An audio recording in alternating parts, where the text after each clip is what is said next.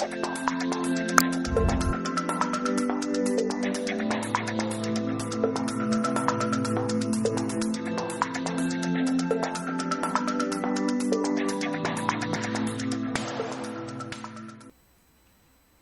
hello everyone. This is revision class number 3 for the Indian Contract Act for CA Foundation. कल की class में हम लोगों ने अप टिल कंटीजेंट कॉन्ट्रैक्ट पढ़ लिया था.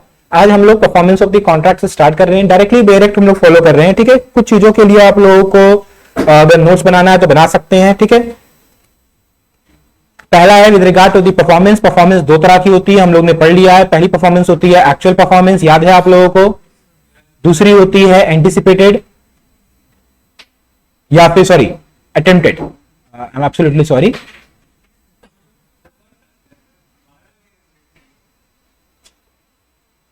सर एक बताया ना, बनारस में कहावत है, ए नाव कितना बॉल जितना हो अगवे गिरी. तो कितना बन सकता है कितना नहीं बन सकता, आधे घंटे पढ़ाई कीजिए आपको दिख जाएगा. आधे घंटे वो भी नहीं यार, 6-7 ओवर तो मतलब 5-15-20 मिनट जाएंगे. ठीक है, तो उस पर यार दिमाग नहीं लगाते हैं हम लोग. वापस आते हैं. The moment Rohit Sharma out हुआ, मेरे लिए मैच उस समय खत्म हो गया था, क्योंकि 9 ओवर में 54 रन पे अगर रोहित शर्मा आउट हो जा रहा था फिर उसके बाद मैच नहीं चल रहा है. और सूर्य कुमार यादव साहब ने आते ही क्लास में बोला ऐसा नहीं कि अच्छा प्लेयर नहीं है या नहीं है, हम रिकॉर्ड पे भी सब बातें नहीं करनी चाहिए, बट मेरे को बहुत उम्मीद नहीं है. प्रेशर मैच में पहले प्रूवन प्लेयर होते हैं उनसे ज्यादा उम्मीद रहती है. Surya Kumar Yadav extremely good batsman, तो उसको इतना मतलब सैंपल साइज नहीं जिसपे हम लोग कहा जाए कि प्रेशर मैच में प्रूवन प्लेयर है. जैसे युवराज सिंह थे, प्रेशर मैच स्पेशल मैचेस के प्लेयर थे वो. जब बड़े मैचेस फाइनल आ जाए या इंडिया जहां हार रही वहां से मैच खींच के लाने वाले, नेटवर्क सीरीज फाइनल वहां से दिखता था. मतलब नेटवर्क सीरीज फाइनल जब वो अपना उनका पहला बड़ा मल्टीनेशनल टूर्नामेंट, तो युवराज सिंह, एम एस धोनी लोग दिखते proven. Suresh Raina in that context बड़े मैचों में चलते थे. तो अभी इस टीम में वैसे प्लेयर्स में विराट कोहली, रोहित शर्मा, कुछ हद तक ऋषभ पंत को हम कह सकते हैं क्योंकि प्रूव किया है टेस्ट मैचेस में तो है, बट अदरवाइज कोई बड़ा मैच प्लेयर नहीं है. बॉलिंग में तो एक भी नहीं है. कड़वी सच्चाई यही है सर, बड़े मैच प्लेयर नहीं है सर. कौन सा बड़ा मैच जिताया है उसने? मैचेस कई जिताए हैं, बड़ा match final, semifinal, pressure match. Harbhajan Singh थे उसमें, अश्विन था, हरभजन सिंह मेन मैच खेला था क्योंकि दोनों ऑफ स्पिनर थे. हरभजन सिंह ज्यादा मैच खेला था, जाके सर्च कीजिए हिस्ट्री.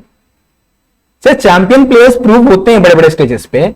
आप 2011 के बाद किसी प्लेयर को गिनवा ही नहीं सकते जो चैंपियन प्लेयर रहा है, क्योंकि कोई चैंपियनशिप जीता ही नहीं है. सच्चाई ये है.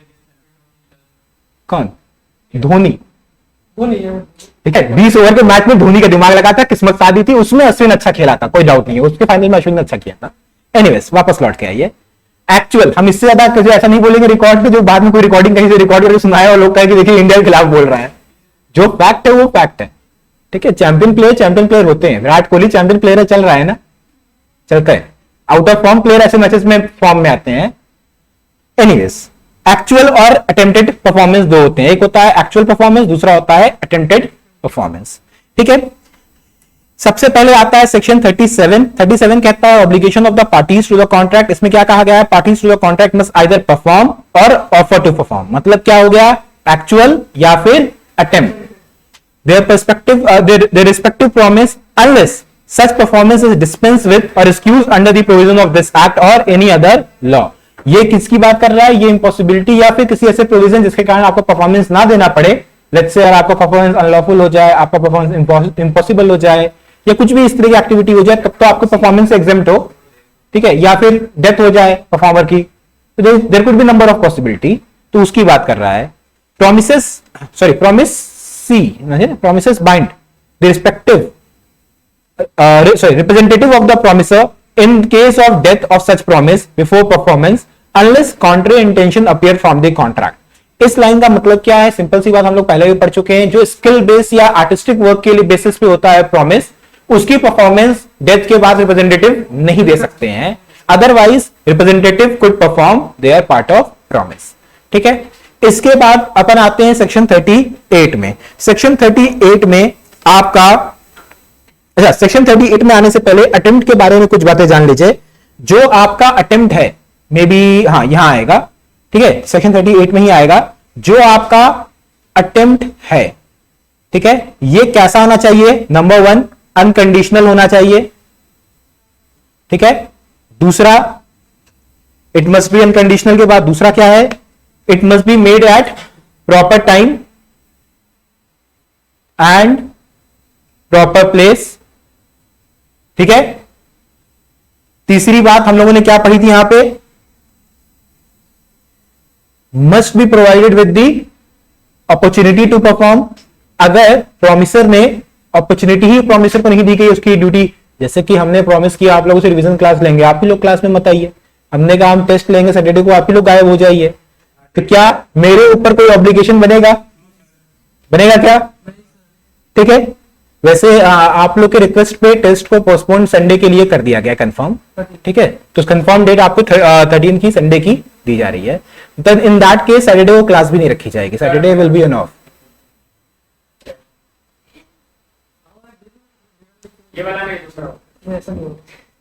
ठीक, ये डिसाइड करने वाले आप कौन है सर? ठीक है। At proper time and proper place. तीसरा पॉइंट है there must be an proper opportunity. इसके बाद चौथा है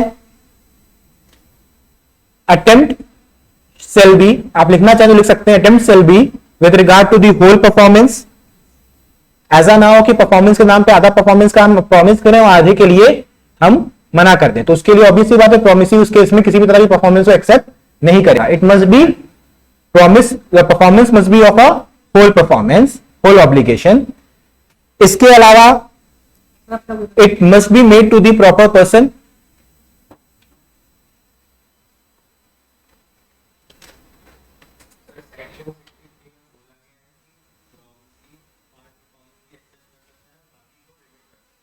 बिल्कुल कर सकता है सर। कौन? प्रॉमिसी ना कर सकता है सर। कौन? प्रॉमिसी। पर प्रॉमिसर क्या पार्ट परफॉर्मेंस की बात कहेगा? अगर प्रॉमिसी अपने मन से कह रहा है कि तुम पूरा नहीं कर पा रहे हो, आधा ही कर दो, कर सकता है सर। हाँ जी सर, हाँ वेवर वाली बात है। इसके बाद आप लोग, हाँ जी सर, प्रॉपर पर्सन, ठीक है। अब आइए सेक्शन 38 फटाफट पढ़ लेते हैं। 38 में सारी बातें मिल जाएंगी आपको। Effect of refusal to accept the performance where a promisor has made offer of performance to the promisee and offer has not been accepted, promisor is not responsible for non performance. Promisor is not responsible for not performance. कहने का मतलब क्या? When promise का offer किया गया था कि we will perform, then there is a attempt of performance and promisee does not accept the performance, then in that case promiser is not responsible for non-performance, nor thereby he loses any right under the contract. Every such offer must fulfill the following conditions. Number 1, unconditional लिखवा दिया है। 2, proper time and place लिखवा दिया है। 3, reasonable opportunity लिखवा दिया है। इसके बाद आइए अगले में क्या है? If the offer is offered to deliver anything to the promisee, the promisee must have, अच्छा ये एक पॉइंट आप लोग दिमाग रखिएगा, जो ऑफर अगर किया गया है किस चीज के बारे में, in order to deliver some goods, something, anything, it could be anything, ठीक है। यहां गुड्स नहीं लिखा है, यहां एनीथिंग लिखा है, तो आप लोग भी बड़े केयरफुली एनीथिंग लिखेंगे। एनीथिंग में गुड्स भी आ सकता है और गुड्स के अलावा कोई चीज, जैसे कि anything which is not covered under the definition of सोगा, तो उसमें भी आ सकता है, ठीक है। इमूवेबल प्रॉपर्टी हो सकता है, उसमें कई सारे एक्सेप्शंस थे, ठीक है, इंक्लूडिंग मनी, मनी भी उसमें एक था, ठीक है। ग्रोइंग क्रॉप्स तो आपका आ जाता है सर गुड्स में।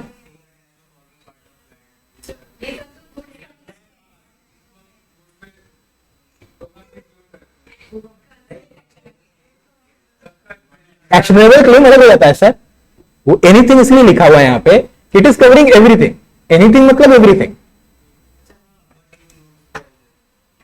इसीलिए कहते हैं रटा मत करो, मेमोरी डिलीट हो जाएगी आधी तो भी आधा गया, everything is gone. If half is gone then everything is gone. समझोगे तो सब कुछ रहेगा। Anyways, promisee must have reasonable opportunity of seeing the thing offered is the thing which the promiser bound by his promise to deliver। क्या कह रहा है यहां पे? जो promisee है उसको एक राइट, एक रीजनेबल अपॉर्चुनिटी का राइट होना चाहिए कि वो एक बार, जो यही सेम प्रोविजन हम लोग पढ़ते हैं सोगा में भी, रीजनेबल अपॉर्चुनिटी ऑफ इंस्पेक्शन। तो आप लोग इसे कंफ्यूज मत होइए, जैसे दोनों जगह एक ही बात तो है। सोगा only in the context of good है, यहां पे क्या है? एनीथिंग, ठीक है। तो ये सारी चीजें आप लोग लिख चुके हो। An offer to one of the several joint promisee has the same legal consequences as an offer to all of them. कितना स्कोर हुआ सर? चेक कर रहा है वो, कितने विकेट पे? विकेट नहीं गिरा? नहीं। कितने ओवर? 17। 3 ओवर, 3 ओवर में 40 रन।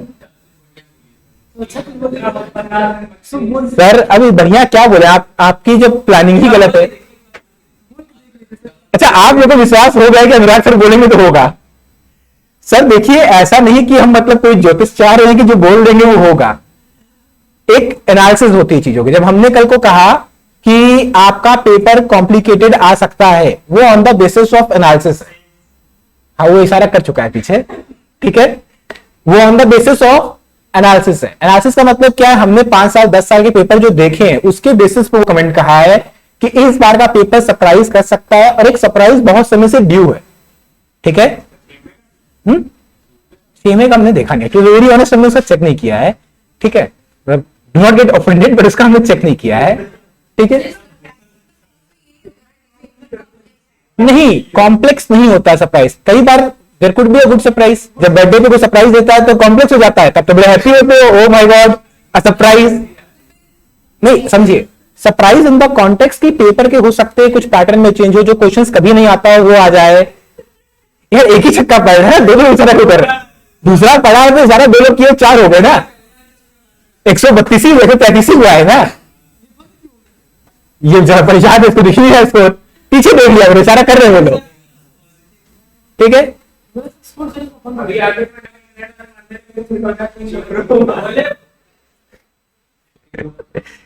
देखो तो on the basis of analysis कोई कमेंट किया जाता है, कोई चीज बताई जाती है, जरूरी नहीं है कि हर बार हम सही हो।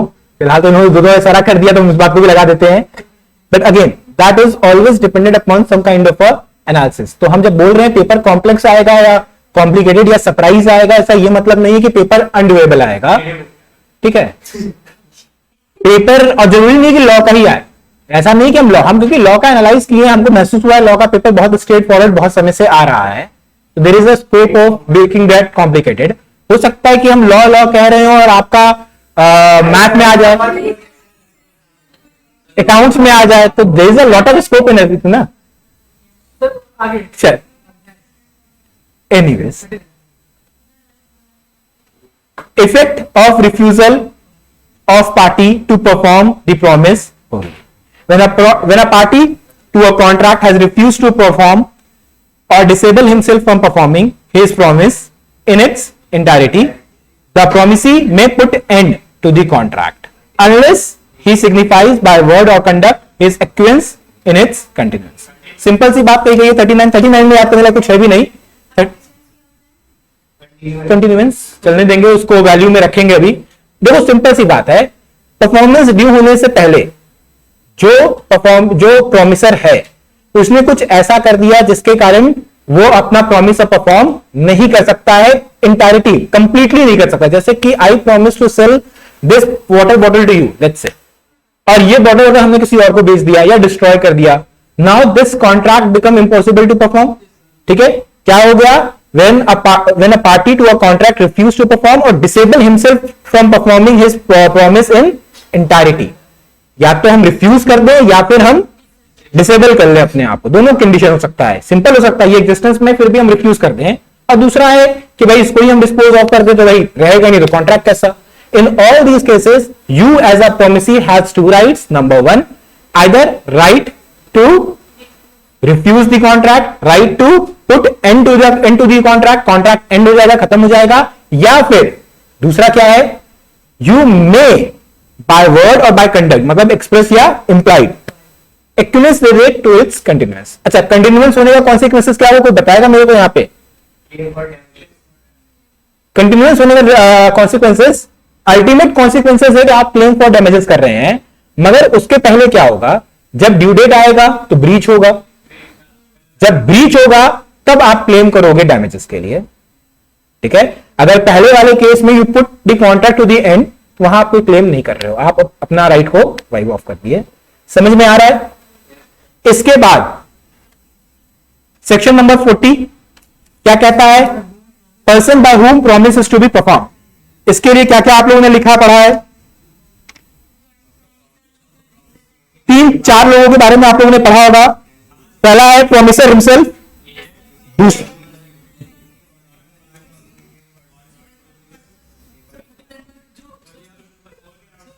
50 रुपए है। आपको बताते हैं एक मजेदार रिकॉर्ड। कोहली अभी तक जितने भी सेमीफाइनल्स T20 मैचेस के खेला है, मतलब मल्टीलेटरल टूर्नामेंट्स के सेमीफाइनल T20 के हुए हैं, 50 ओवर्स के नहीं, हर नॉकआउट मैच में उसने 50 बनाया है और आज भी 50 कर दिया। तो बी लाइक कोहली, इसीलिए कहते हैं प्रूवन प्लेयर है ये लोग। केएल राहुल पे हम कभी बेट नहीं करते, पर कोहली पे क्यों हम हमेशा कहते हैं, आधा ही क्लास में गए, प्रूवन रिकॉर्ड है इनका। तो आप कहोगे सर केएल राहुल के खिलाफ बुरा बोले इसलिए आउट हो गया। दिक्कत यह है कि छोटे चतुर के पास समय बहुत कम है सर, उसको समय चाहिए था। ठीक है, एनीवेज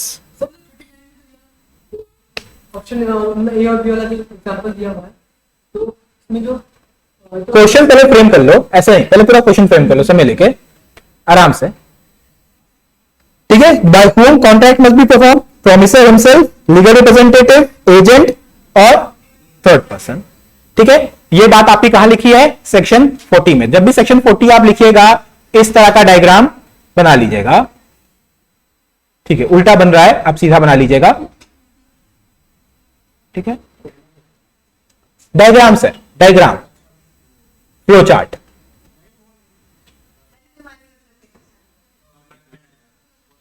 आंचल क्लास में है, आज ऑनलाइन है,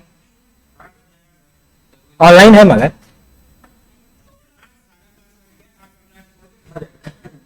इस बात पे इतना जोर देने की बात नहीं थी कि सर आपका क्लास छोड़ के गया है, वो क्या है, हो गया। इफेक्ट फिर 41 में आता है, effect of accepting performance from third person. Again जो यहां पे थर्ड पर्सन आपने लिखा होगा, आखिरी वाले में थर्ड पर्सन लिखा होगा इस तरह। ठीक है, उसके वहां पे एक और एरो खींचिए और लिखिए सेक्शन 41। 41 में क्या है, effect of accepting performance from third person. When a promisee accept performance of the promise from the third person, he cannot afterward enforce it against the promisor. अलग नहीं दिया, बस आपका कॉन्सिक्वेंसेस इफेक्ट बताया। 40 में बताया कि थर्ड पर्सन परफॉर्म कर सकता है, 41 में उसका इंपैक्ट बताया है। अब आप सोचिए मेरे अलावा कोई और आके यहां पर आपका रिवीजन करा देता, तो क्या आप मेरे अगेंस्ट और आप उस रिवीजन क्लास को कर लेते, तो क्या मेरे अगेंस्ट आप कोई भी कॉन्ट्रैक्ट एनफोर्स कर पाते? आपको एक्सेप्ट ही फिर नहीं करना था, कर लिया तो फिर आप बना नहीं कर सकते। तो उसका लिबर्टी कैसे है, वो 39 का एग्जांपल नहीं में, तो ऐसा भी तो हो सकता है कि अगर वेबसाइट हुआ तो कुछ किसी रीजन से हुआ होगा, तो उसको नोटिस तो देना। यहां लिखा हुआ है ना, ए विलफुली एब्सेंट हरसेल्फ। विलफुली का मतलब क्या हुआ, इच्छा शक्ति से। ठीक है सर, ठीक है सर, ठीक है, कोई दिक्कत नहीं है, ऐसे वर्ड्स मिस हो जाते हैं। ठीक है, डिवोल्यूशन ऑफ जॉइंट लायबिलिटी। ठीक है, देखो कई बार हम आप लोग से कहते भी हैं कि सिर्फ आप लोग अपने आप को ऐसे नहीं समझा करो कि आप लोग को हम पढ़ाने आ रहे हैं तो हम फैकल्टी हैं, आप लोग बस स्टूडेंट हो। एट टाइम्स, इनफैक्ट आज के दिन में भी, इनफैक्ट क्लास में आने से कुछ देर पहले ही हम भी किसी के स्टूडेंट बन के ही रहते हैं, क्योंकि हमें भाई सिंपल सी बात है, अच्छी चीज जहां से मेरे सीखने को सीख लेनी चाहिए। तो हम भी किसी सीनियर प्रोफेसर, किसी सीनियर जूरिस्ट या किसी भी नॉलेजेबल पर्सन को सुनते हैं तो पेन कॉपी लेके बैठे रहते हैं और पढ़ते हैं। तो एट टाइम्स हम लोग को भी चीजें ऐसी मिलती हैं आज के दिन में आके। When I have experience of like 4 years of practicing, almost 7 years of teaching, तो इन सबके बाद ना मेरे को भी कई बार ऐसी चीजें मिलती हैं जो कई बार क्लास में आके हम भी गलत बोल रहे होते हैं और हमें पता नहीं रहता है। तो कहने का मतलब यह है कि there is always a possibility of being wrong. तो इसीलिए हमेशा अपने आप को हम तो मतलब मेरे तो जो आइडियल्स रहे हैं वो भी अपने आप को हमेशा स्टूडेंट ट्रीट किए हैं, और हम भी अपने आप को एज अ स्टूडेंट ही ट्रीट करते हैं of law, not of any particular person but of law. Law सीखने को बहुत कुछ देगा सर लाइफ टाइम में।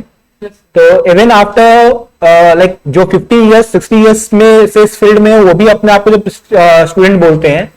आपको नाम लेकर हम एग्जांपल दे सकते हैं, वीएस मिश्रा हम लोग के कॉन्स्टिट्यूशनल लॉ के प्रोफेसर हैं बीएचयू में, और वो जब भी क्लास में आते हैं तो यही बोलते हैं, being a student of constitutional law. हम लोगों को बड़ा सरप्राइज लगता है, इतना सीनियर प्रोफेसर अभी 10 साल के अंदर वो डीन बन जाएंगे, और वो हमेशा क्या बोलते हैं, बीइंग अ स्टूडेंट। तो बीइंग अ स्टूडेंट का मतलब ही ये है कि वो हमेशा सीखने के लिए रेडी है। तो ठीक है, गलतियां होती हैं सर। सर 150 पहुंचा, एक और बाकी है और 152 पहुंचा है। तो गलत हो गया। एक ओवर एक बॉल 152 6 गेंद पे 8 रन, 7 गेंद पे 8 रन। चलिए देखते हैं सर। देखिए ऐसा है कि गलत होना हमें मंजूर है, कम से कम कोई ये ना कहे कि पलट गए क्लास में। पलटू होना सही नहीं है सर, अपना जो जवान है बोल दिया, गलत होंगे देखा जाएगा, फिर इंप्रूव करेंगे। अरे सर गलत होने में भी फायदा हमारा है, क्या दिक्कत है, हो जाए गलत 180 बन जाए और आखिरी ओवर में 6 छक्के पड़ जाए। युवराज सिंह भी आखिरी ओवर 6 छक्के मारा था सेकंड लास्ट ओवर में, ठीक है। आइए सेक्शन 42 पे आते हैं हम लोग। अब अगला स्कोर का इंक्वायरी करेंगे सेक्शन 45 पे, तब तक एकदम शांति से कोई बैठा रहेगा, ठीक है। Dilution of joint liability. आप लोग कहेंगे तो यूट्यूब चैनल नहीं, एलआईसी के यूट्यूब चैनल पे खोल के हम लोग मैसेज भी करेंगे मैच का क्या हुआ, ठीक है। Dilution of joint liability. Sir recording वाला देख तो ले पहले, ठीक है। सेक्शन 42 किसके बात करता है? When two or more person have made up joint promise. Promise किस नेचर का है? Joint. Then unless a contrary intention appear by the contract, all such person during their joint life and after the death of any of them, his representative jointly with survivor or survivors, and after the death of the last survivor, the representative of all jointly must fulfill the promise. Simple सी बात क्या कही गई है? अगर एक promise है और उसको करने वाले कई सारे लोग हैं, हम क्या बोल रहे हैं? अलग से बुलाने की जरूरत नहीं, ठीक है। 50 क्या हुआ? 52 तो अभी था ना, आउट हो गया, चक्का मार दिया। अच्छा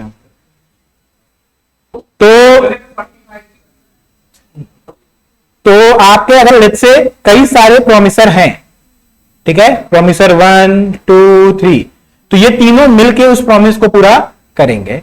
अगर इसमें से कोई एक चला जाता है तो उस जो पार्टनर की डेथ हो गई है उसका legal representative along with the remaining promiser मिलके उस प्रॉमिस को पूरा करेगा, ठीक है। क्लियर है? और अगर सभी मर गए हैं तो सभी लीगल रिप्रेजेंटेटिव एक साथ मिलके पूरा करेंगे। पढ़ाने वाले में ये एग्जांपल नहीं लगता है क्योंकि ये एक आर्टिस्टिक स्किल हो जाती है, ठीक है। Teaching is an artistic skill, ठीक है। और आजकल जब से कैमरा के आगे हम लोग आने लगे हैं तो पूरे ही आर्टिस्ट हो गए हैं, आधे अधूरे नहीं, ठीक है। इसके बाद हम लोग आते हैं 43 पे। Any one of the joint promisor may be compelled to perform, ठीक है। क्या लिखा हुआ है? When two or more person make a joint promise, the promisee may in absence of express agreement to the contrary compel any one or more of such joint promisor to perform the whole promise. Simple सी बात क्या कही गई है? जब joint promise है, joint promisor है, ठीक है, तो उस केस में किसी से भी प्रॉमिसी डिमांड कर सकता है परफॉर्मेंस के लिए। क्लियर है? अगर एक्सप्रेसली नहीं दिया हुआ है तो क्या हुआ सर? पढ़ रहे थे ना। इसके बाद आइए, ईच प्रॉमिसर मे कंपेल कंट्रीब्यूशन। ये भी हम लोग पढ़ चुके हैं कि एक परफॉर्मेंस में किसी एक प्रॉमिसर ने परफॉर्मेंस दी है तो बाकी प्रॉमिसर से भी वो डिमांड कर सकता है कंट्रीब्यूशन। इसमें भी कुछ नहीं है। अगर लॉस हुआ है तो शेयर करेंगे। कितना इजी लॉ है आप लोगों का, और आप लोग रोते रहते हैं कि सर लॉ समझ में नहीं आता।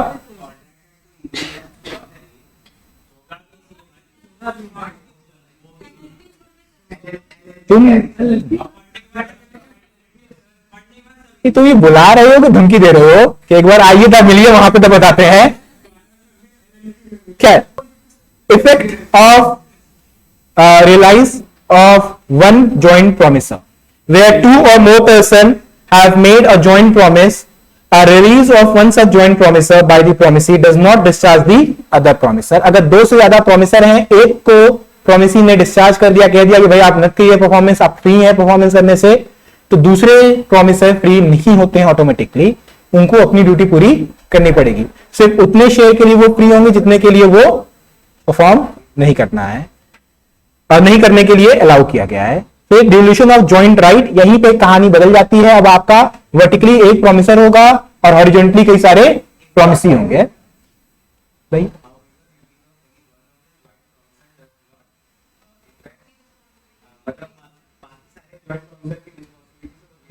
अभी हम क्या पढ़ाए हैं? 44 में तो पढ़ाए हैं, वो पढ़ाए हैं सर, विश्वास मानिए वही पढ़ाए हैं हम। ठीक है, क्या हुआ? बस आखिरी पोजीशन आ गया, बताओ क्या हुआ? कितना रन बना? 158। उनका चेहरा बता रहा है कितना बना। 160 पे शांत से बैठे होते, चिल्ला रहे होते मेरे सिर पे आके अभी तक। ठीक है सर, 160 बन गया, आपका तो नहीं बनेगा।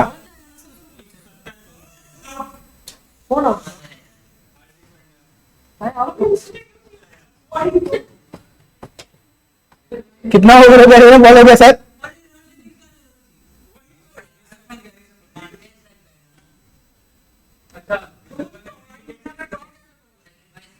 हो गया सर, 45 पे आया जाए। हार्टबीट पता है बढ़ रही है आपकी, हार्टबीट इसलिए नहीं बढ़ रही है, मैथ से आपका कुछ लेना देना नहीं है, सिर्फ 160 के टारगेट से आपका मतलब है। अब आई सर, एनीथिंग लेस देन 180 इस पिच पे हारने वाला था। 160 तो मतलब एब्सोल्यूट हार था, 180 में फाइट होती नहीं। 160 में हम कह रहे 160 प्लस फाइट है, ठीक है, 160 प्लस फाइट है। पर 160 प्लस का मतलब ये नहीं कि 162 बना दिया कभी प्लस है। ठीक है, अगले की बल्लेबाजी देखिए सर। सर स्विंग नहीं है, बाउंस है इस पिच में। आप लोग मैच देखे नहीं है ना सर? जब फोरकास्ट नहीं सर, मैच देखे वो चल गया है। रिजोल्यूशन ऑफ ज्वाइंट राइट, यहां पे हॉरिजॉन्टली एक प्रोमिसर है, कई सारे प्रोमिसी हैं। तो यहां पे प्रोमिसर को when a person has made a promise to 2 or more person jointly unless a contrary intention appear from the contract right to claim the performance rest as between him and them with them during their joint life and after their death by their legal representative with survivor or survivors after the death with representative of all jointly। कहने का मतलब क्या है? कहने का मतलब क्या है कि यहां पे आपका ज्वाइंट प्रोमिसी जो भी है, ठीक है, उनके लिए परफॉर्मेंस देना पड़ेगा प्रोमिसर को। अगर वो मर गए हैं तो उनके लीगल रिप्रेजेंटेटिव को परफॉर्मेंस देना पड़ेगा। ठीक है, कौन सा sir ma'am? 44 ma'am, up to 44, from 42 to 44 हम मल्टीपल प्रोमिसर की बात कर रहे थे, प्रोमिसी एक था। 45 में प्रोमिसी कई सारे हैं, प्रोमिसर एक है। ठीक है, इसके बाद 46 पे आ जाइए। Time for all performance, time for sorry यहां पे time and place for the performance आता है। Time for performance of promise where no application has been made and no time specified. जब भी लॉ में ऐसी लैंग्वेज लिखी रहती है आपको सिर्फ रीजनेबल वर्ड लगा देना होता है, बाकी सब सही है, इससे दिमाग मत लगाइएगा। ठीक है, इसके बाद time and place of performance of promise where time is specified and no application is made, उस केस में क्या होगा फटाफट बताइए।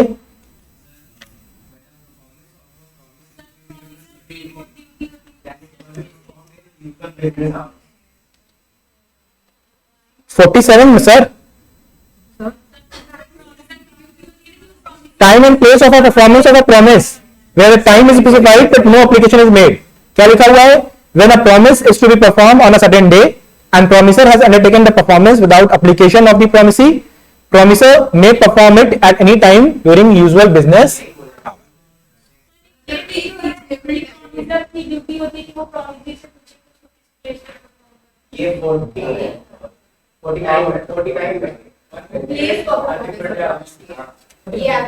बीस हो रहे थे पूरे, हो गए होंगे ना? तो इतना वो डीप में खड़ा ही रहता है। चलो ठीक है, 168 is good enough to win the match. Sir ma'am देखिए, अभी जब हम 46 और 47 की बात कर रहे हैं, बहुत सिंपल सी बात है कि 46 में अभी आगे आएगा ना मैम, अभी आगे आएगा। ठीक है, फिर 48 पे आ जाइए। 48 क्या कहता है कि जब आपका application for performance on sudden day to be at proper time and place, तो when a promise is to be performed on certain day, promisor has not undertaken to perform it without application by the promisee. अब समझ में आया कहां आ रहा ना, जहां promisor ने कह रखा है जब तक आप अप्लाई नहीं करोगे हम परफॉर्म नहीं करेंगे. In that case it is the duty of a promisee to apply for the performance. ठीक है, आगे आइए 49. ये सब इजी वाले प्रोविजन, इस पर इतना दिमाग नहीं लगाना अपने को. इसके बाद place of performance of promise where no application to be made and no place fix for the performance. कहां पे करेंगे? जब दो चीज नो मिल जाए रीजनेबल प्लेस लगा दीजिए. इसके बाद परफॉर्मेंस इन मैनर एंड और एट टाइम्स प्रिस्क्राइब और सैंक्शन बाय प्रॉमिसी. क्या होगा? इन एनी मैनर और एट एनी टाइम विच में बी प्रिस्क्राइब और ये सब इतने इजी इजी प्रोविजन है, इसमें अगर आप स्कोर नहीं कर रहे हो तो बड़ी दिक्कत वाली बात है. यहां तक किसी को कोई दिक्कत नहीं है. एक बार फटाफट सारे प्रोविजन देख लो, यहां तक फिर से देख लीजिए सर.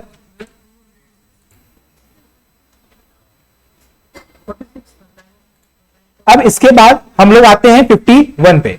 51 क्या है सर? 46 से 50 तक हम लोग पढ़ लिए. ठीक है, अब यहां पे आता है किसका? Reciprocal promise. यहां से रेसिप्रोकल प्रॉमिस के ही सारे प्रोविजन आएंगे अप टिल 58. 58 है ना? 56 इज इम्पॉसिबिलिटी, अदरवाइज 58 तक आपके रेसिप्रोकल में सब आते हैं. खैर, चलिए आप लोग जैसे कि न्यू ईयर पे कोई रिजोल्यूशन या कुछ इस तरह बनाते हैं, इसीलिए न्यू ईयर के 2 महीने पहले बनाया कीजिए. मे भी फॉलो होना शुरू हो जाए 2 महीने में आते आते. 2 महीने में न्यू ईयर तक पता रहेगा फॉलो हो रहा है कि नहीं हो रहा है. जी सर, जैसे हाँ नवंबर से. इसमें बड़ी कौन सी बात है ये बता दीजिए.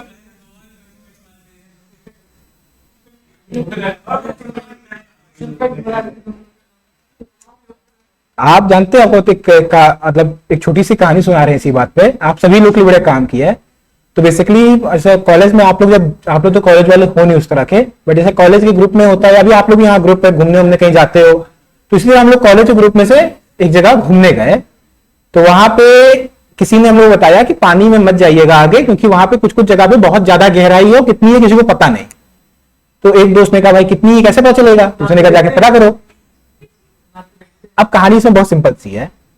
गया नहीं, ऑब्वियस सी बात है, हम लोग यहां सब कोई बैठा हुआ तो गया नहीं होगा. गया होता तो फिर मतलब सदमे में बैठे होते हैं हम लोग. सिंपल सी बात यह है कि जहां पे नुकसान होने वाला है, जहां पे किसी बात का कोई मतलब नहीं है जानने का, उस बात की कितनी भी बड़ी बात हो, गहराई जाननी नहीं चाहिए. ठीक है, तो कितना भी गहरा हो मतलब भी नहीं होना चाहिए उन बातों से. ठीक है, और अगर हमें नहीं पता किसके कॉन्टेक्स्ट में था, बट हम अपनी सफाई के कॉन्टेक्स्ट में रख रहे हैं कि जिस जगह पे हम बैठे हैं, क्योंकि जिस जगह आप बैठे उस जगह हम भी बैठा करते थे, और जिस जगह हम बैठे वहां कोई और बैठा होता था, और उसके बारे में हम लोग भी बहुत बड़ी बड़ी बातें करते थे जो उसको पता आज तक नहीं है. कर्मा. तो अब जब घूम फिर के इधर आ मेरे बारे में और ना हम ऐसे बता रहे हैं, तो हम लोग जिस कुर्सी में बैठते हैं आके यार, वो तो मतलब ऐसे ही र्यूमर्स के लिए बनी हुई है. जिस बात पर र्यूमर आपको बनाना है बना दीजिए बैठ के, आपकी मर्जी है. आइए तो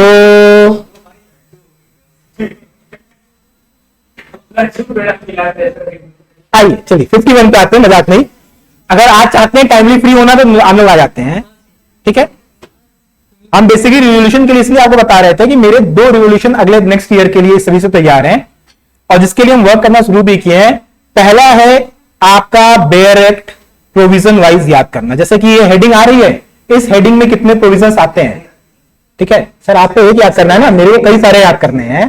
तो 12 महीने में कम से कम 12 अलग अलग लॉज, जिसमें जो मेन लॉज हैं आपके Indian constitution, CrPC, CPC, IPC, IX, ये सारे याद होने चाहिए. ये मेन लॉज हैं बड़े बड़े जो हमेशा हर जगह आते हैं. इसके बाद तो छोटे है, नहीं हो पाएगा देखा जाएगा. अभी से तैयारी शुरू कर दी, अभी से कोशिश कर रहे हैं. तो जैसे अभी ये बोला तो 58 तक याद था कि सेटिंग में 58 तक है, तो वो तो मेरे को अच्छा लगा. तो ठीक है, जो देख रहे हैं वो याद रह रहा है. मे भी कितने समय तक रिटेन रहेगा ये नहीं पता. एंड दूसरा बड़ा ही फनी सा मेरा रिवोल्यूशन है. आजकल एक नया एक्टिविटी हम शुरू किए हैं, वो है फैशन मैगजीन्स पढ़ने के बारे में या आर्टिकल्स पढ़ने के बारे में. नहीं, पीक नहीं बनना है, बट मेरे को किसी ने पॉइंट आउट किया कि आपके पर्सनालिटी में अगर कोई एक चीज कम है तो वो ऑब्वियसली बात है फैशन सेंस है, जो बिल्कुल नहीं है। ये बोल रहा लगता है, ये भी नहीं कि मुंह में कम से कम तारीफ कर देते, झूठ बोल रहा है, आपको देख के लगता है। ठीक है सर, टी शर्ट मेरी 4 है, हम हमेशा बोलते हैं टी शर्ट रहती है इसलिए पता नहीं चलता है। But now you have pointed out, मेरे को पता है कि अब ये टी शर्ट पहन के नहीं आनी है। बट हाँ, definitely there is one thing which is absolutely missing is personality, fashion sense.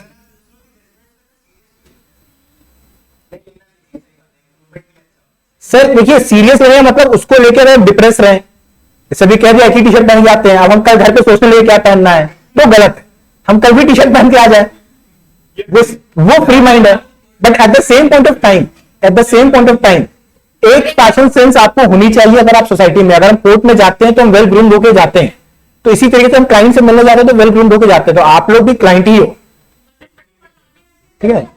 तो बस हाँ, पढ़ाने वाले तरीके से चले आते हैं उठा के मुंह कि सुबह उठे आ गए, हमें पता आप लोग उसी तरह उठा के आ गए मुंह, ठीक है। देखो यार, ऐसा ये मतलब रोस्ट से नहीं हो रहा था कि आप लोग एंटी रोस्ट करने लगे मेरे ही। तो ये मेरे रिलेशन में से है कि नेक्स्ट ईयर तक में हमें ये भी इंप्रूव करना है।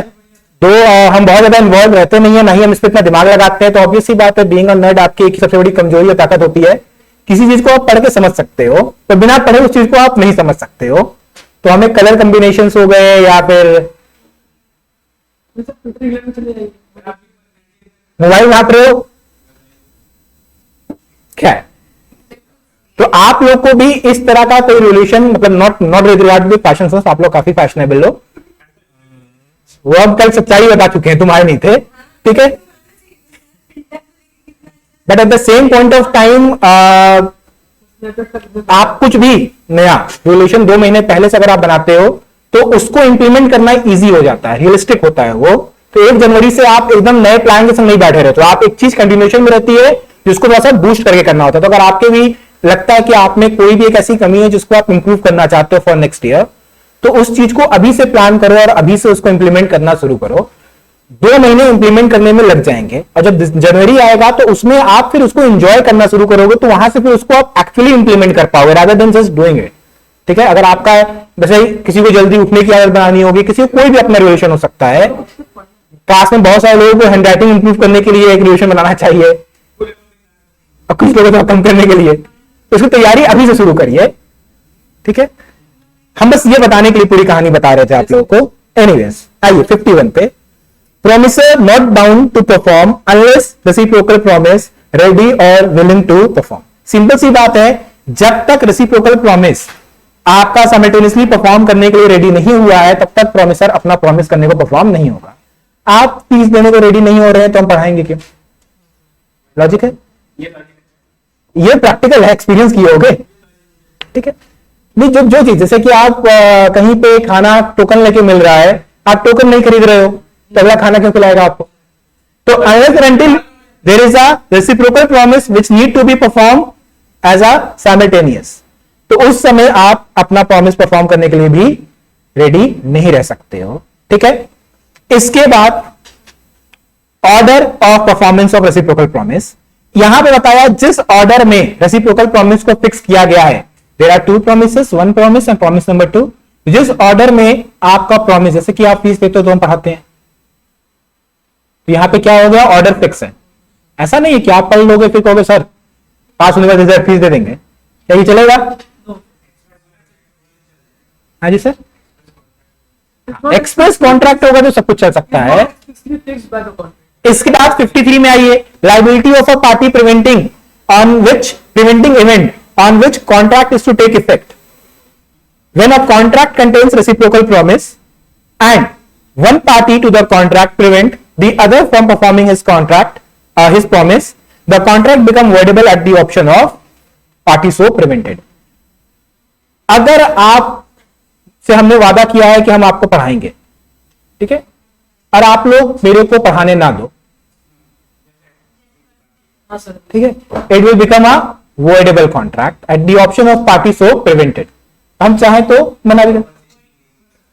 ठीक है, तो voidable का मतलब ही क्या हो गया, I can declare it void। void का मतलब we will be sent to the original position. अब यहां पे क्या है, सिंपल सी बात कि अगर आप मेरे को पढ़ाने नहीं देते हो, हम क्लास से जा सकते हैं ना, इस क्लास में पढ़ाना ही नहीं है, हो सकता है कि नहीं हो सकता? धमकी नहीं दे रहे हैं, बस बता रहे हैं एग्जाम्पल। तुम्हारी मीटिंग हुई है कि नहीं हुई अभी तक? किस चीज की मीटिंग बताओ इसको। मीटिंग हमें बाद में ऐसे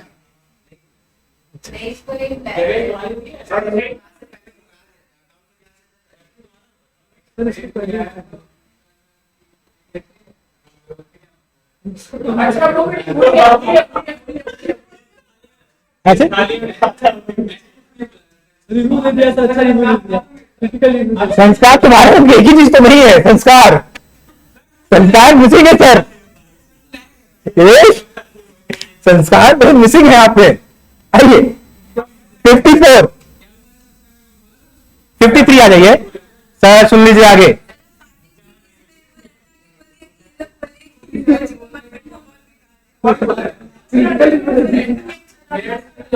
यार अगर इस रिव्यू पे अगर आप लोगों को बुलाया जा रहा है तो इस रिव्यू पे तो बहुत लोगों को बुलाया जाएगा।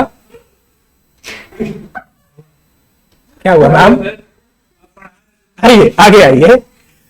Liability of parties preventing event on which contract is to take effect.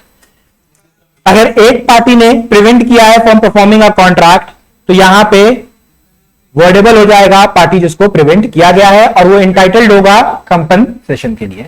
इसके बाद effect of default as to that promise which should be first perform in contract consisting of a reciprocal promise.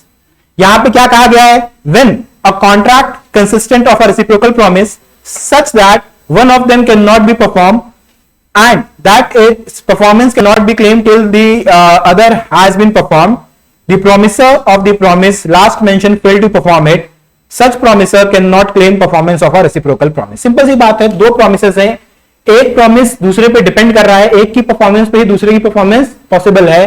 तो जब तक एक perform नहीं हो रहा है दूसरे को परफॉर्म करने के लिए कंपेल नहीं कर सकते हैं, और अगर पहला प्रॉमिस परफॉर्म नहीं किया गया है तो वो प्रॉमिसर दूसरे प्रॉमिस के लिए कंपनसेशन नहीं मांग सकता।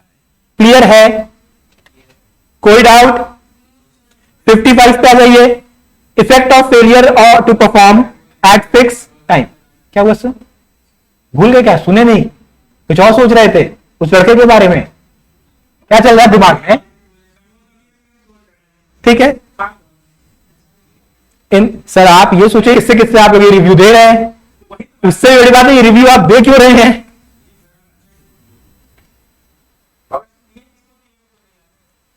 इसका मतलब है कि यही बात आप कितने लोग से कह रहे हैं कि याद ही नहीं है किसको की है। अगर किसी से एक्सेप्शनली आप ये बात करते हैं तो क्या कमीशन चाहिए? आइए 54 में सिंपल सी बात है, दो प्रॉमिसेस हैं, एक प्रॉमिस उसके बदले में दूसरा प्रॉमिस इज रेसिप्रोकल प्रॉमिस। पहले प्रॉमिस पे ही दूसरा प्रॉमिस डिपेंड कर रहा है, पहले को परफॉर्म नहीं किया तो दूसरा परफॉर्म नहीं हो सकता है।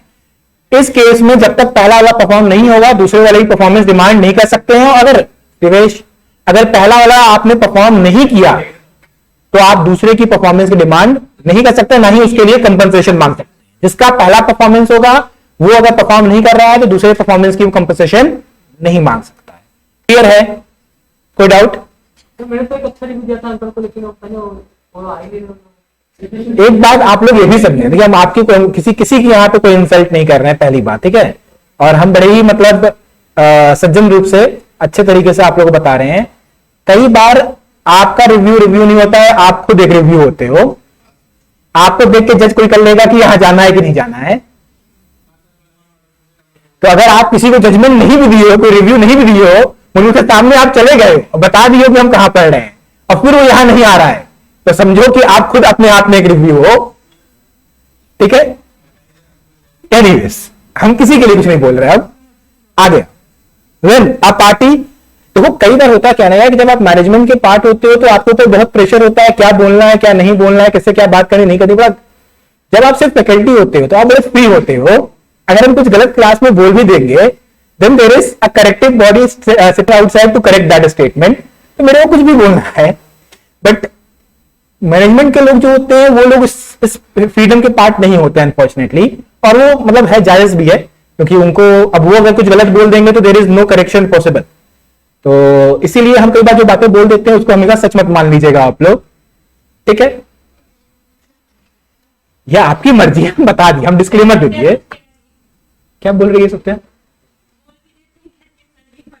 When a party to a contract promises to do a certain thing at or before a specified time, or certain thing at or before this specified time, and fail to do such thing at or before specified time, the contract or so much of it as has not been performed become voidable at the option of the promise. ठीक है? Thank you यार, इसकी बड़ी जरूरत थी। समझिए बात को। आप यहां आए, आपने कहा कि सही ये 3 महीने की फीस है, बचे हुए 3 महीने की फीस हम बाद में दे देंगे। आपने बाद में फीस नहीं दी, तो हमें स्पेसिफाइड टाइम था, आपने फीस नहीं दी, तो क्या ये कॉन्ट्रैक्ट वॉइडेबल है एट माय ऑप्शन? पक्का? तो जितनी फीस दी है उतने की तुम क्लास लोगे, उतने की तुम रिकॉर्डिंग लोगे, उतने का तुम नोट्स लोगे। क्लियर है? जितना आपने पेमेंट किया है उतने के लिए आप परफॉर्मेंस क्लेम करेंगे। उस स्पेसिफाइड टाइम के बाद जितने की पेमेंट आपने नहीं की है उतने का परफॉर्मेंस आप क्लेम नहीं कर सकते। कोई डाउट?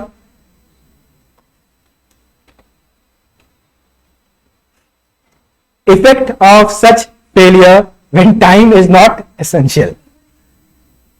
नहीं, कुछ आप लोगों ने बोला नहीं है, हम कुछ सोच रहे हैं, उस पर हमें हंसी आई है जो आप लोग अभी बात कर रहे हो। तो किसी से हमने कुछ बातें कही हैं तो हम ये सोच रहे हैं कि किसी से नहीं, कई सारे लोगों से, तो हम कुछ नहीं बोल रहे हैं इस पे। अब हम कुछ बोलेंगे आप लोगों को सर आप गलत बोल रहे हैं। स्विंग है सर, कहां है स्विंग सर? स्विंग है सर, बैटिंग से लेकर बाउंड्री तक स्विंग है, बहुत स्विंग है सर। अपने इस पिच पे खेलने के लिए कोई बॉलर है ही नहीं। बुमराह होता है या फिर कोई ऐसा फास्ट बॉलर होता है इसके बाउंस की बातें लगे, समी कुछ हद तक है, टू सम एक्सटेंट, ठीक है? अभी अजदीप आ रहा है, उसका भी देख लो पहले। अजदीप खाया है, अजदीप की भुवनेश्वर।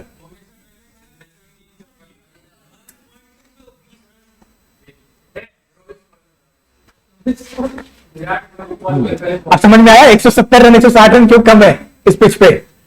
और ये दिक्कत जानते हो उनको क्या एडवांटेज है इंग्लैंड को? उनके 4 भी गिर जाएंगे तो 5वां भी इसी तरह मारने वाला आएगा। इंडिया में 4 के बाद कोई था नहीं। खैर, आप लोग को बस एक मजेदार फैक्ट बता रहे हैं बिटवीन ऑफ दिस प्रोविजन। अगर इंडिया ये मैच जीत गई, it will be a replica of 2007 semifinal में। इसी तरह ऑस्ट्रेलिया स्टार्ट की थी, श्रीशंत आता है, ग्रिगोर्स और हेडन का विकेट लेता है एकदम झटके में। टाइम हो गया? अरे कैसे टाइम हो गया? अभी है आधा घंटा और, 4 बजे तक का क्लास है। आइए अंदर आ जाइए, बताइए बीकॉम की क्लास कितने बजे से? 3:30 से। हाँ, किसी और रूम में एडजस्ट कीजिए आप, ठीक है? और ऑस्ट्रेलिया उस समय की वर्ल्ड कप चैंपियन थी, 2007 की वर्ल्ड कप चैंपियन थी, जिसको इंडिया सेमीफाइनल में हराया था। हारे हुए मैच में एकदम श्रीशंत आता है, झटके में विकेट निकाल देता है, ठीक है? उनके पास विकेट बहुत ज्यादा है ना सर, 11वें तक है, उनके पास बहुत ज्यादा है गंवाने के लिए। और इसी तरीके से ऑस्ट्रेलिया की बैटिंग लाइनअप भी थी बहुत आखिरी तक। अगर इंडिया हार जाती है तो it will be a replica of 1992। Semifinal में एक स्ट्रांग टीम इंग्लैंड दूसरे स्ट्रांग टीम को हराती है जो कंटेंडर है वर्ल्ड कप की, फाइनल में पाकिस्तान से हार जाती है। अब पाकिस्तान 2007 और 1992 दोनों ही टाइम सेमीफाइनल न्यूजीलैंड से खेला था। क्या बात कर रहे हैं? क्या नॉलेज है आपको? हाँ जी सर।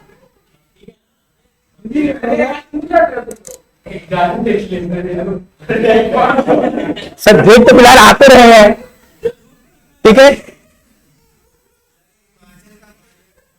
एक सेकंड, हम बता रहे हैं अभी नहीं, मामला गंभीर है। जो क्लास में सवाल आया है उसका जवाब मिलना चाहिए, हम सभी का अधिकार है जवाब पाना। सवाल यहां पे तनीषा का यह था कि पागल हो क्या तुम?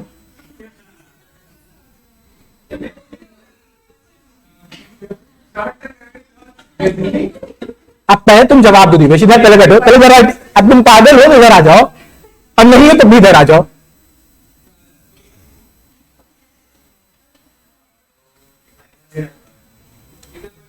आओ आधा घंटा अगला ये डिस्कशन होगा, तुम पागल हो कि नहीं यार, घोषित किया जाएगा, तुम्हें डिक्लेयर किया जाएगा, declare to be unsound mind or not.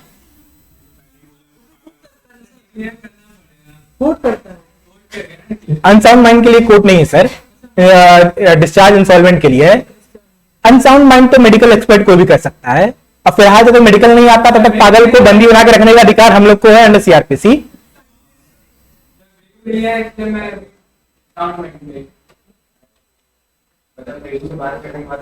तो क्या मतलब तुम सांड हो और वो लाल कपड़ा है? बताओ देवेश, तुम ऐसा तो नहीं हो you are bull, you are ox, सांड, और वो लाल कपड़ा, उसको देख के गुस्सा आ जाता है, दिमाग बौरा जाता है।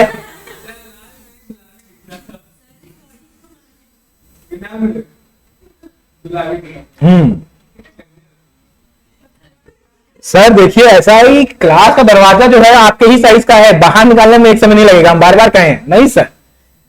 ना मतलब आप बता रहे हो उतना मतलब हम भी समझ रहे हैं, इनफैक्ट थोड़ा ज्यादा ही समझ रहे हैं, कहे ना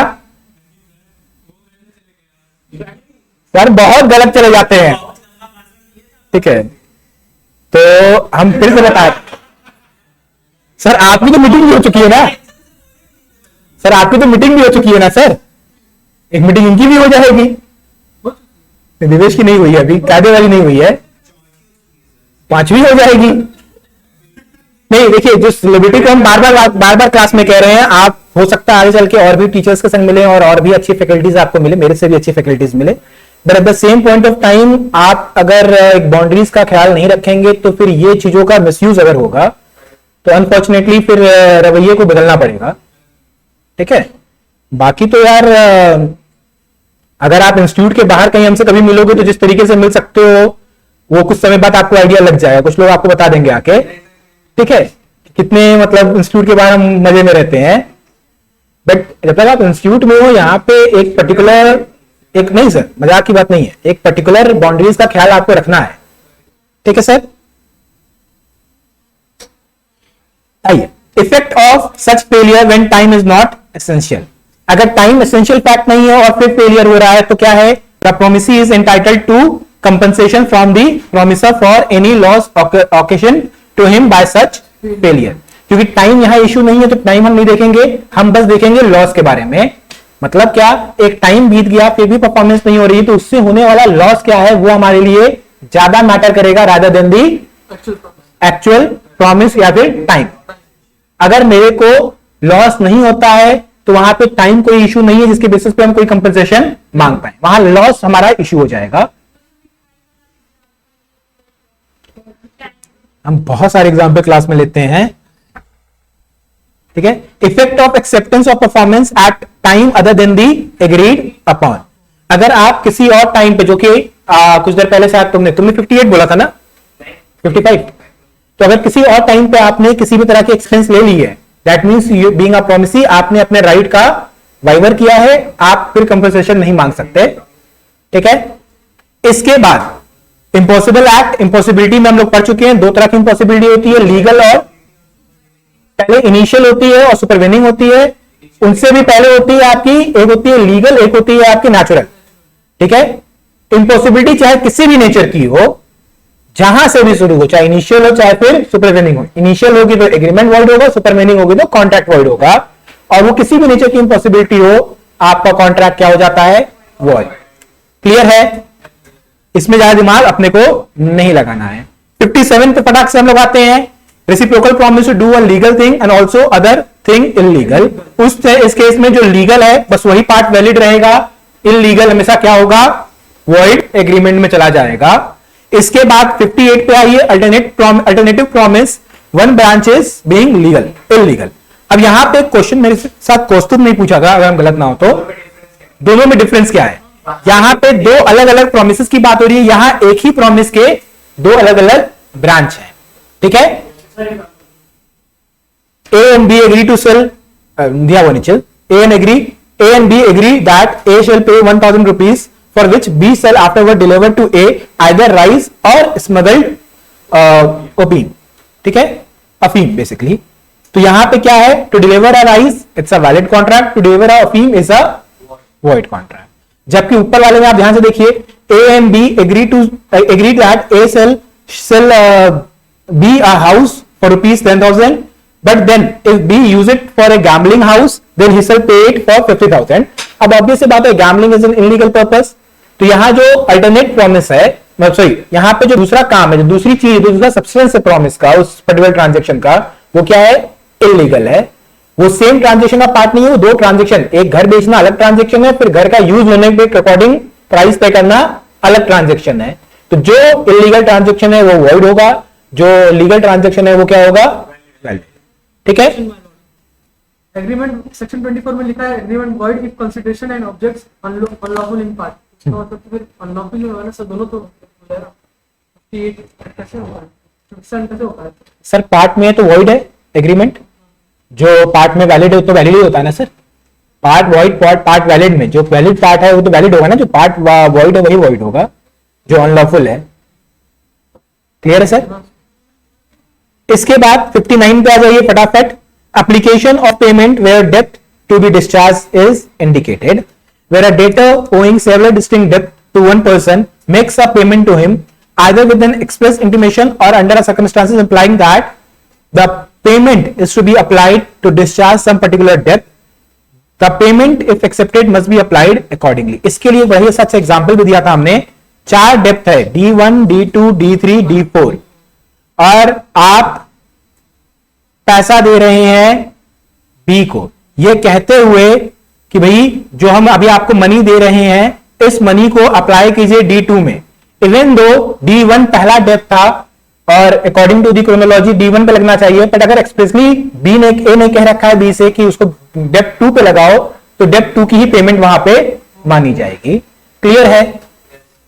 इसके बाद 60। अच्छा, आप लोग को एक छोटा सा स्टेटमेंट बताते हैं।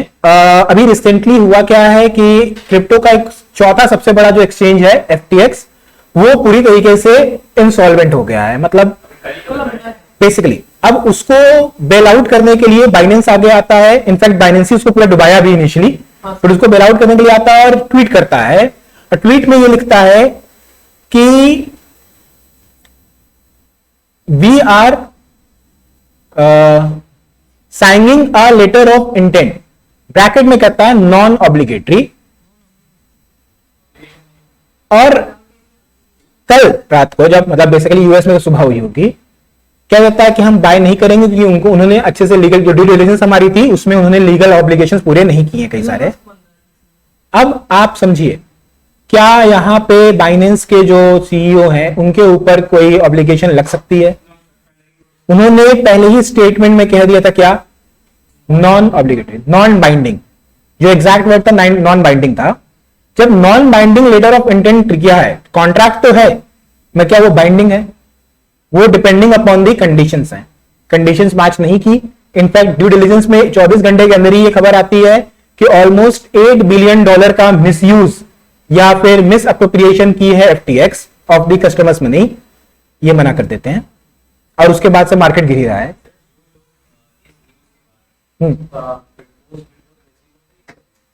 सब लॉस में। उन्हें नॉन बाइंडिंग लिख दिया ना सर, तो क्या मतलब नॉन बाइंडिंग का मतलब वो बदल नॉन बाइंडिंग होता है, लिख के एक्सप्रेसली बता दिया ना सर पब्लिक में। पब्लिक ने ये बगैर ट्वीट में लिख दिया ना कि नॉन बाइंडिंग। अब यहां पे अगर मेरे को एप्लीकेबल नहीं है तो नहीं है। आपको अगर पता था नॉन बाइंडिंग है तो आपको नहीं खरीदना चाहिए था। मेरे पास 2 FTX टोकन है, 8,000 की वैल्यू इस समय 800 के नीचे हो रखी है, मेरी गलती है, मैं पहले बेचना चाहिए था। You are getting this point? समझ में आ रहा है कि नहीं? कंपनी नहीं कर सकती है सर, कंपनी नहीं कर सकती। कंपनी पे रेगुलेटर्स बैठे हुए हैं, हर देश में रेगुलेटर्स बने हुए हैं कंपनीज के लिए। क्रिप्टोज अनरेगुलेटेड है इस समय।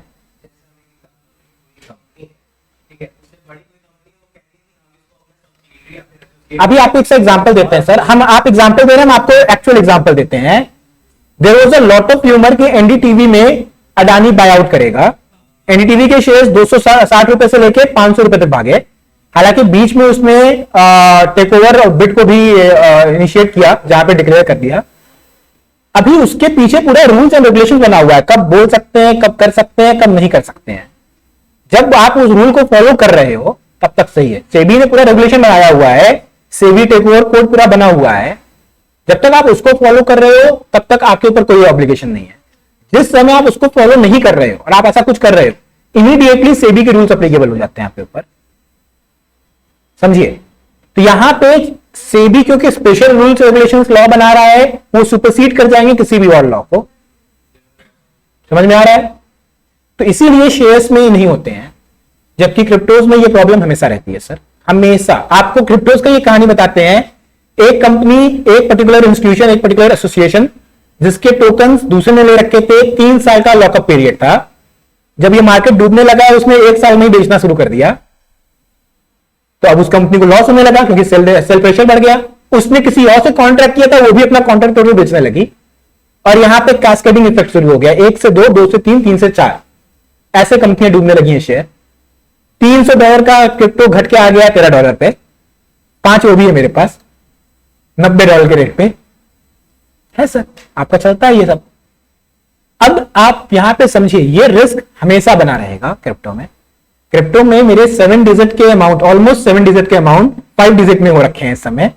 मोर देन 90% लॉस में खड़े हैं इस समय हम। होता है सर, हो सकता है, बिल्कुल पॉसिबल है। आज सर मेरा इन्वेस्टमेंट कम है, मेरी इनकम वहां से ज्यादा है। जो काम हमने फॉरेन फर्म्स के लिए किए हैं, उसकी जो पेमेंट हुई है वो क्रिप्टोज में हुई है, वो वहीं पे होल्ड करके रखे हुए हैं। अब उसकी वैल्यू घट गई है, तो जो 500 की पेमेंट हुई थी इस समय से $70-80 ही बचा हुआ है घट के।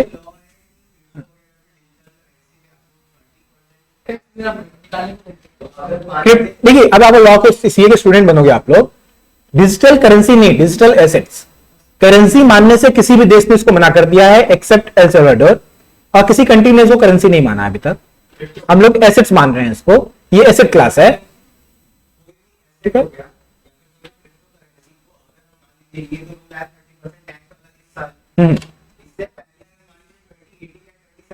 कोई टैक्स नहीं लगता था सर। सर उस टाइम पे लेके रखे हुए हैं, अब जब बेच के आप बैंक अकाउंट में लाएंगे तो आपको दिखाना पड़ेगा, डिस्क्लोजर देना रहेगा कितने में खरीदा, कितने में बेचे। अगर आप उसमें प्रॉफिट दिखा रहे हैं, प्रॉफिट पे टैक्स लग रहा है, ठीक है। तो अगर मैं दिखा पा रहा हूं कि मैंने 500 में खरीदा और 600 में बेचा है, तो वो $100 पे मेरे को टैक्स देना ही पड़ेगा। नहीं सर, नहीं सर, एप्लीकेशन नहीं काट रही है सर, कोई एप्लीकेशन नहीं काट रही है टैक्स। वो टीडीएस काट रहे हैं, टीडीएस 1% का ट्रांजेक्शन पे लग रहा है, और वो आप बाद में रिक्लेम कर सकते हो। सब चीजें आगे पढ़ोगे आप लोग, ठीक है। अब जो है इससे ज्यादा बोर हो इसलिए वहां पे लोग नहीं जाते हैं, ठीक है। आइए 60 पे क्या लिखा हुआ है, एप्लीकेशन ऑफ पेमेंट वेयर डेब्ट to be discharge is not indicated, where the debtor has omitted to intimate and there are no other circumstances indicating to विच डेब्ट टू बी। ये हम लोग कहां आ गए, हो ज्यादा क्या आगे क्या, हाँ ठीक है। नहीं 59 हमने पढ़ लिया ना, ये 50-60 पे थे।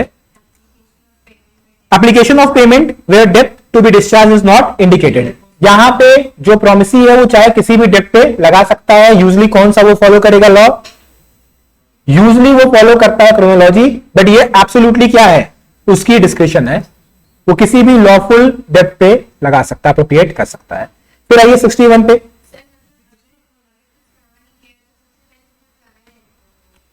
देखिए अगर वो होशियार होगा सबसे पहले सबसे पहला करेगा, जिसके लिए समय ज्यादा है। जिसके लिए समय कम है उसको नहीं करेगा। पूछो क्यों? क्योंकि जब डेब्ट की रीपेमेंट नहीं हो पाएगी, हम इमीडिएट कोर्ट मूव कर सकते हैं, तो हम सबसे पहले वाले पे करेंगे तो सामने को टाइम ज्यादा मिल जाएगा। 4 डेब्ट हैं, ध्यान समझो।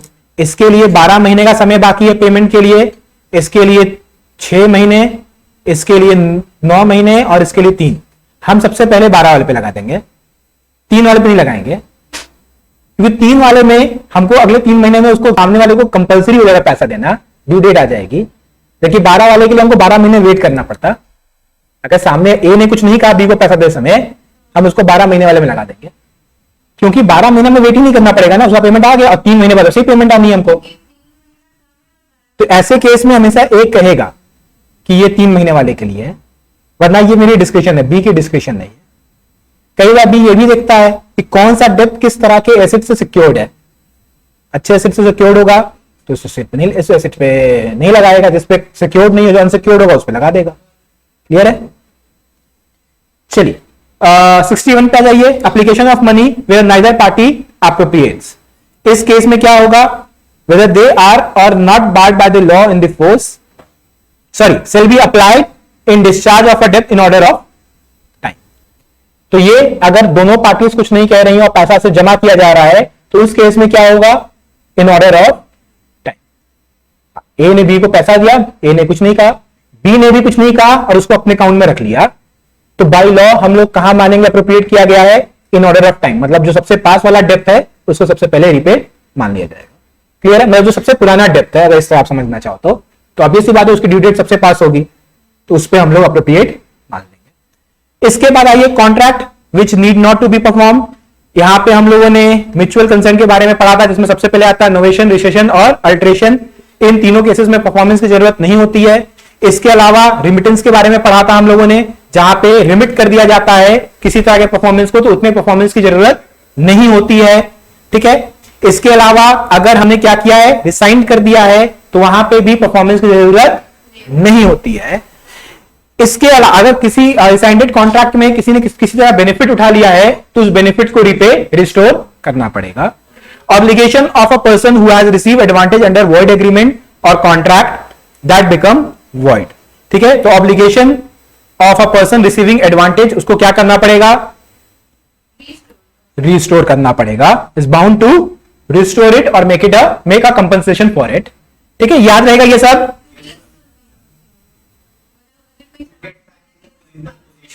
रिस्टोर का मतलब क्या हुआ, यहाँ पे इस कॉन्टेक्स्ट में जो बेनिफिट मिला है उसको वापस कर देंगे, उसकी ऑब्वियस सी बात है।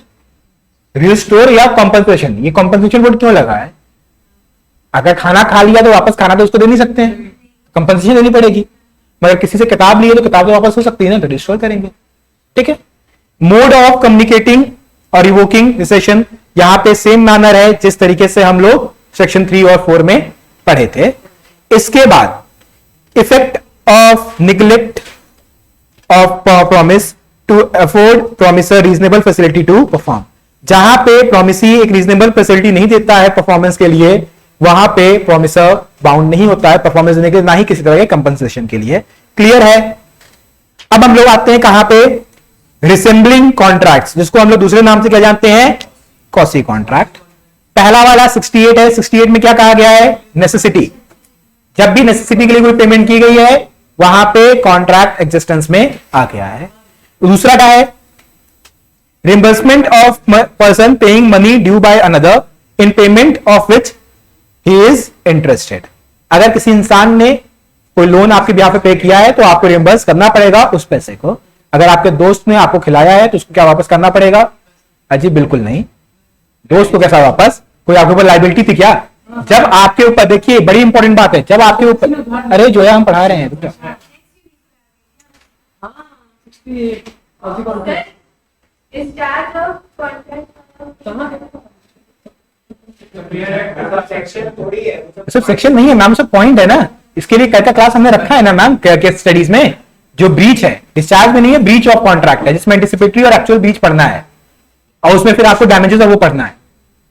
ठीक है मैम, अभी से बेरेक्ट हम सारे प्रोविजन कंप्लीट करा रहे हैं, एक लाइन से एक चीजों को कंप्लीट किया जाएगा ना मैम। इसके बाद सिंपल सी बात समझो, दोस्त ने आपको कुछ खिलाया क्या उसको वापस करने की लायबिलिटी आपके ऊपर है जी, बिल्कुल नहीं। ठीक है, मगर अगर आपका कोई लॉफुल डेब्ट है जिसको पे कर रहा है आपका दोस्त, तो क्या उसको रिपे करने की जरूरत है, बिल्कुल है। ठीक है, पेमेंट जिसमें आप इंटरेस्टेड हो, जो लॉफुल पेमेंट है वो कर रहा है आपके ब्याह पर, तो उसको आप रिपे करोगे। इसके बाद obligation of a person enjoying a non gratuitous act, अगर हम नॉन ग्रेट्युटस एक्ट कर रहे हैं और उसका बेनिफिट आप पा रहे हो, ग्रेट्युटस एक्ट नहीं, यानी कि दान में हम क्या उसको कहते हैं हम लोग, भंडारा लगाएं, आप आए खा रहे हो तो पैसे देने की जरूरत नहीं है। पर कहीं पे हम आपको खिला रहे हैं जिसको कह रहे हैं पैसा देना पड़ेगा पर लाए नहीं हो इसलिए खिला रहे हैं, आज नॉन ग्रेट्युटस एक्ट है मेरा, उस केस में क्या आपको पेमेंट करनी पड़ेगी जी, बिल्कुल करनी पड़ेगी जी मैम। इसके बाद फिर क्या है आपका, फाइंडर ऑफ गुड हो तो भी, और आखिरी है आपका, अगर किसी तरह के कोएशन या किसी प्रेशर में आपने कोई पैसा दिया है तो उस समय भी आपका कॉन्ट्रैक्ट एग्जिस्टेंस में है और आपको रीपेमेंट करनी पड़ेगी। These all are the example of कौन सी कॉन्ट्रैक्ट। क्या हुआ मैम, कितना बन गया 6 ओवर में 100 रन, 7 में 75 सर, 160 रन बन गया है, बहुत है। 19वां ओवर तक जाएगा गेम, नहीं विकेट नहीं गिरेगा यहां से। चहल को खिलाए नहीं ये लोग, अभी हम फिर बुराई करेंगे, आप कहोगे सर इंडिया के खिलाफ आप क्यों बोल रहे हैं।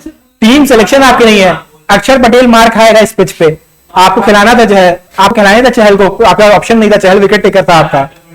केएल राहुल को आप क्यों ढो रहे हो, पिछले कम से कम 10 सालों से हमें पता नहीं है, बहुत बड़ा स्कैम है वो सर केएल राहुल। सर बात वही है ना, वो अपने बॉलर चुनता है।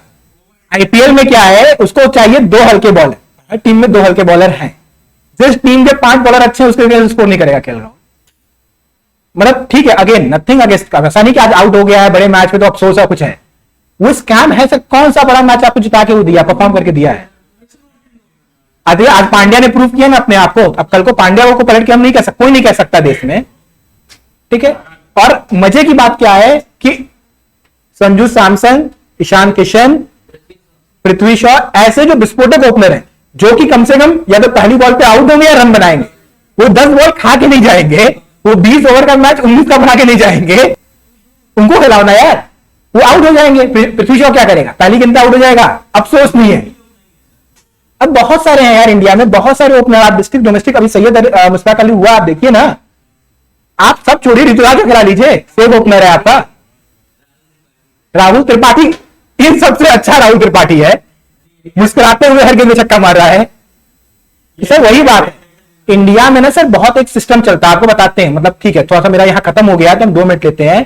क्रिकेट इंडिया में बिजनेस है सर, जिसके पीछे बड़े बिजनेस, अब केएल राहुल के पीछे बड़े बड़े बिजनेस हाउस का पैसा लगा है, उसको ड्रॉप करने का मतलब है कि उसके एड रेवेन्यू में ड्रॉप होना, वो नहीं कर सकते हैं इस समय। अभी जिस दिन सुमन गिल और ये लोग को मिल जाएंगे स्पॉन्सर, ये सारे प्लेयर्स को बाहर, विराट कोहली क्रिकेट टीम से क्यों ड्रॉप नहीं हो सकता, ठीक है परफॉर्म कर रहा है, एक अलग कहानी है, वो परफॉर्मेंस भी देता है उस चीज के बदले में, but at the same point of time 100-200 crore का बिजनेस है सर उसके पीछे। आप समझिए, केएल राहुल और किस बिना पे टीम में कोई ग्राउंड है। हम पाकिस्तान वाले मैच के बात कह रहे हैं कि इस आदमी का कोई काम, उससे अच्छा ऋषभ पंत से ओपनिंग कराओ, डीके से फिनिशिंग कराओ, मगर नहीं। तो फिर आप कहोगे सर इंडिया मैच हार रही जीत रही है, क्या क्या सर, बहुत मारेंगे इंग्लैंड वाले, इतना मारेंगे कि मतलब कहते हैं, कहावत है, एक मूवी है आप लोग का धमाल, इसमें एक डायलॉग है, इतना मारेंगे कि भिखारी भीख नहीं देगा। समझ में आ रहा है। चलिए, दुखद मैच नहीं है यार, ये तो पता ही था, अच्छा हुआ आज हो गया, फाइनल में होता ज्यादा दुख होता, ठीक है। Of the consequences of breach of contract, क्या चलिए ब्रीच ऑफ कॉन्ट्रैक्ट और केस लॉस को हम लोग कल करेंगे।